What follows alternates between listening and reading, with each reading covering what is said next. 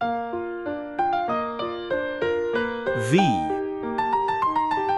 by Nikolai Gogol. Horror Novella.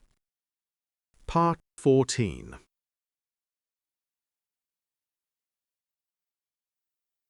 The chief was sitting almost motionless in his room.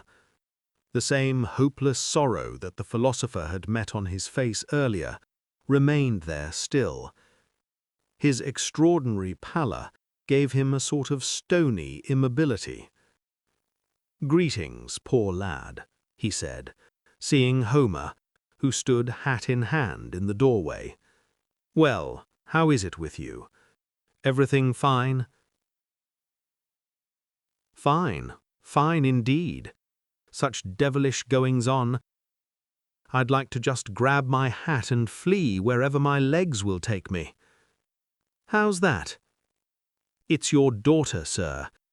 Reasonably considering, of course, she's of noble birth. Nobody will maintain the contrary. Only, not to anger you by saying so, God rest her soul." "What about my daughter?" "She's had some dealings with Satan, giving me such horrors that I can't read any scriptures." "Read, read. It was not for nothing that she called you. She was worried about her soul, my little dove, and wished to drive away all wicked thoughts by prayer. Have it your way, sir. By God, it's too much for me."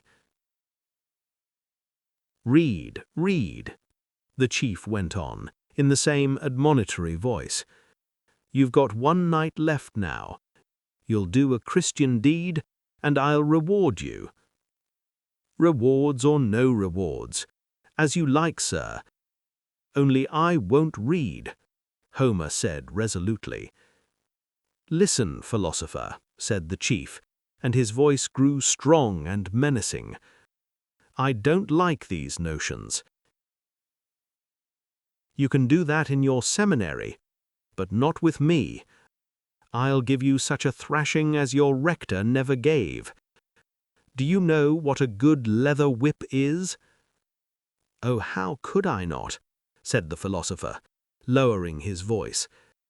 "Everybody knows what a leather whip is, an insufferable thing in large quantities. Yes, only you still don't know what a scotching my boys can deliver," the chief said menacingly, getting to his feet, and his face acquired an imperious and ferocious expression that revealed all his unbridled character, only temporarily lulled by sorrow. "First they'll scotch you for me, then douse you with vodka, then start over. Go, go, do your business. If you don't, you won't get up. If you do, 1,000 pieces of gold. Oh, ho, ho, some customer," the philosopher thought, going out. "No joking with this one. Just you wait, brother. I'll cut and run so fast your dogs will never catch me." And Khoma resolved to escape without fail.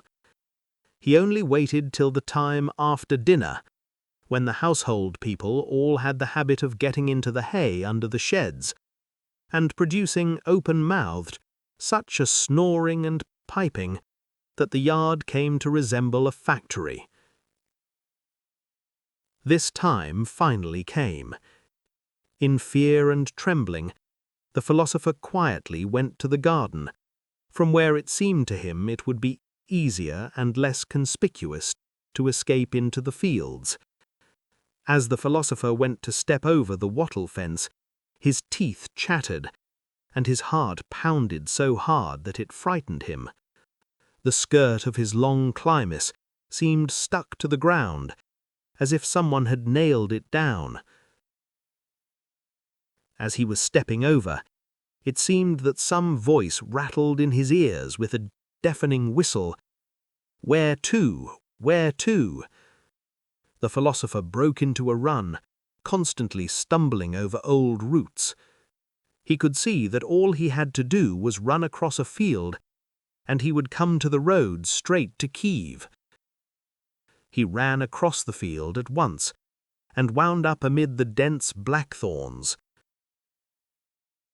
He got through it, leaving pieces of his frock coat on every sharp thorn in lieu of a toll, and found himself in a small hollow. A small spring shone pure as silver. The philosopher's first business was to lie down and drink his fill, because he felt unbearably thirsty. "Good water," he said, wiping his mouth. "I could rest here."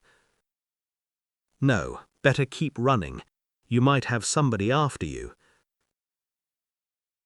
These words came from above his ears. He turned. Before him stood Yavtuch. "Yavtuch, you devil," the philosopher thought to himself. "You oughtn't have made such a detour," Yavtuch went on. "Much better to take the path I did, straight past the stables. And it's too bad about the frock coat. Good broadcloth. How much did you pay per yard? Anyway, we've had a nice walk. It's time for home."